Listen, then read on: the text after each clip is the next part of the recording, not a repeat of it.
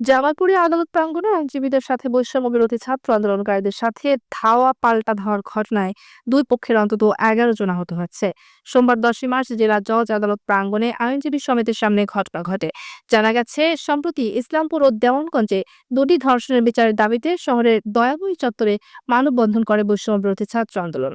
মানববন্ধন শেষে ওই ধর্ষণ মামলার দুটি আসামির পক্ষের আইনজীবীদের সাথে কথা বলতে যায় তারা।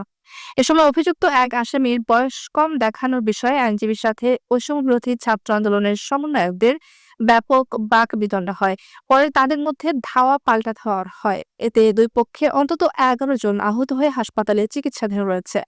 আহত আইনজীবীরা হলেন খলিলুর রহমান, আব্দুল আউয়াল, ওমর ফারুক, নজরুল ইসলাম তরফদার ও আইনজীবীর সহকারী রকুনুজ্জামান। এছাড়াও বৈষম্যবিরোধী ছাত্রদের মধ্যে ইমন, ঈশান, মোয়াজ, হৃদয়, তারেক, শিশির। পুলিশের পক্ষ থেকে জানিয়েছে, এখন পর্যন্ত কোনো মামলা হয়নি। মামলা হলে প্রয়োজনীয় ব্যবস্থা গ্রহণ করা হবে।